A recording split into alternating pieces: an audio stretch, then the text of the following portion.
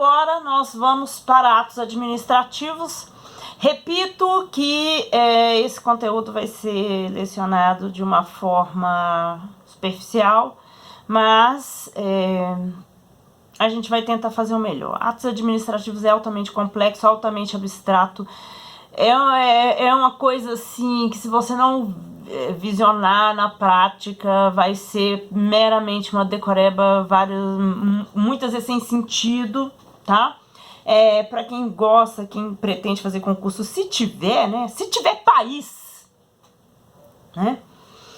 É questão de aprender a fazer o xizinho mesmo, porque entender de verdade e saber é só na decoreba.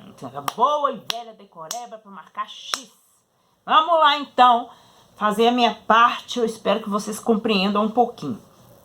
Atos administrativos. Vamos usar aqui o professor Eli Lopes Meireles para nos ajudar a conceituar o que é.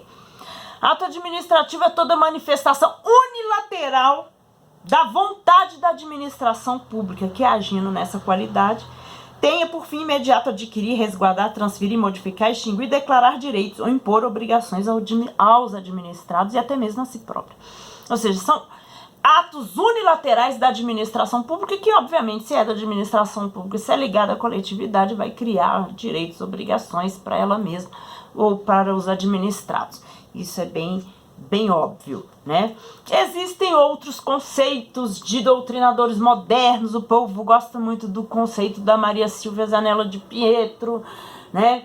Que diz mais ou menos que ato administrativo é a declaração do Estado ou de quem o represente que produz efeitos jurídicos imediatos com observância da lei, sob regime jurídico de direito público e sujeito a controle pelo Poder Judiciário. Mas isso é outro caso, isso é para depois. O controle do Judiciário dentro do direito administrativo vem sempre depois. Por isso que eu afirmo sempre que o direito administrativo é praticamente autocrático. Eu sou muito criticada quando eu falo isso, mas eu não dou a mínima, porque eu sei que eu tenho razão, porque eu vejo muita coisa na prática, apesar de admirar muito a teoria, ok? Bem, de toda forma, eu quero que vocês entendam que quando a Maria Silvia diz declaração do Estado ou de quem o represente, que produz efeitos jurídicos imediatos, ou quando o professor Eli fala que é a manifestação unilateral da vontade da administração pública e que impõe obrigações, vocês têm que lembrar daquilo que eu falo. A administração pública só age de acordo com a lei, não com o que a lei não proíbe. Eu sempre falo isso.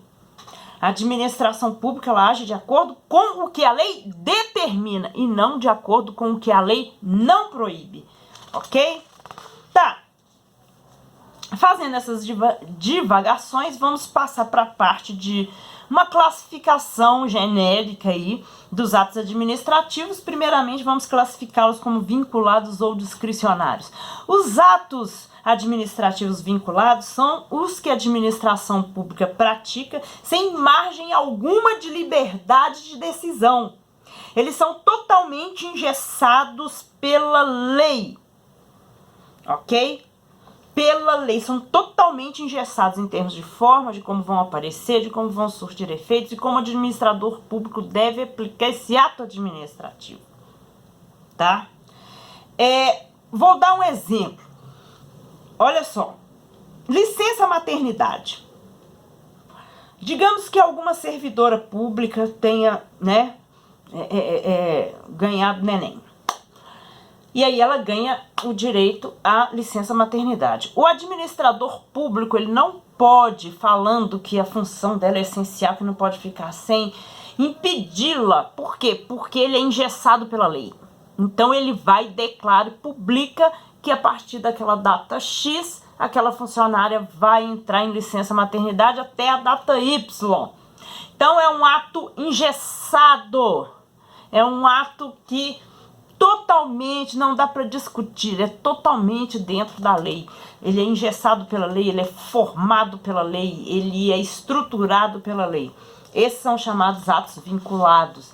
Mas nós temos uma segunda categoria, que são os chamados atos discricionários.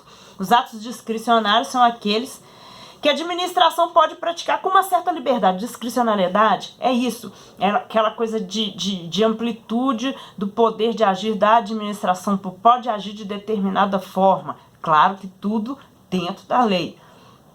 A administração pode praticar com certa liberdade de escolha nos termos e limites da lei, quanto ao seu conteúdo, seu modo de realização, sua oportunidade e conveniência.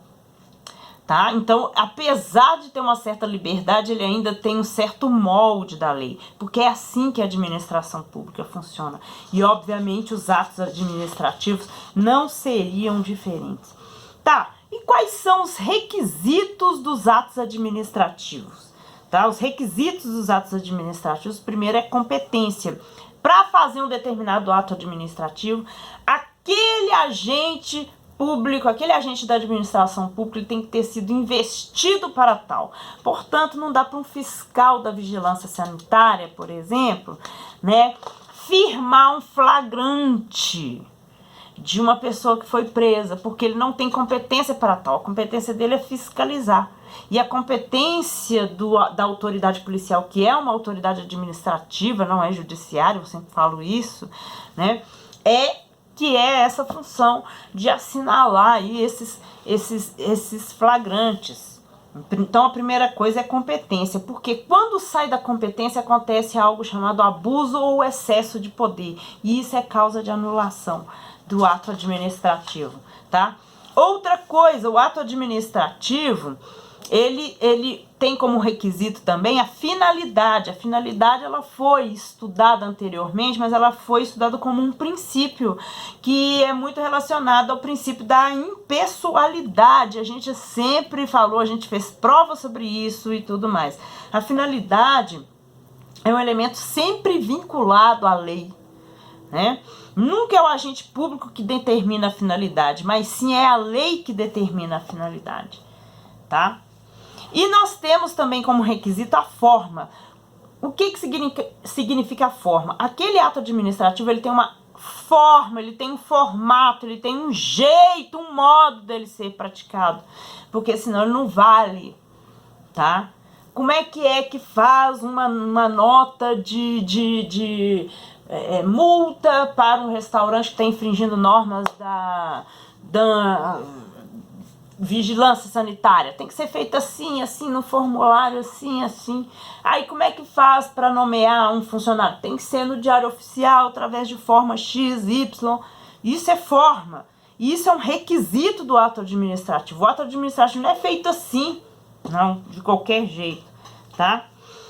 Existe uma visão bem moderna sobre isso, que diz que quando a lei não exigir forma determinada para atos administrativos, cabe à administração pública adotar aquela que considere mais adequada. Então, quando a lei não determina a forma, o administrador público que tem poder para isso vai desenvolver uma forma que seja mais adequada para isso. Isso é uma visão mais moderna da questão. Outra coisa que temos como requisito do ato administrativo é o motivo. Motivo é a causa imediata, gente. Isso aí, né, o próprio nome diz, do ato administrativo. É a causa imediata do ato administrativo. É a situação de fato e de direito que determina ou autoriza que se faça aquele ato administrativo. Em outras palavras, é o pressuposto fático ou jurídico que permite que se faça determinada coisa, determinado ato administrativo. Muitas vezes a doutrina se refere a motivo como causa. Eu acho até mais racional ser dessa forma, tá? E, por fim, nós temos o objeto. O que é o objeto? É o conteúdo material do ato. Então, se eu publico ali uma nomeação, qual que é o conteúdo? É a nomeação, qual que é o objeto? É nomear determinada pessoa. Então, vocês estão vendo que essa matéria parece que ela não sai do lugar? Porque a coisa é meramente teórica. Mas só terminando aqui, objeto é o próprio conteúdo material. O objeto do ato administrativo identifica-se com o seu conteúdo por meio do qual a administração pública manifesta sua vontade ou atesta simplesmente situações. O objeto do ato administrativo é a alteração de determinada coisa.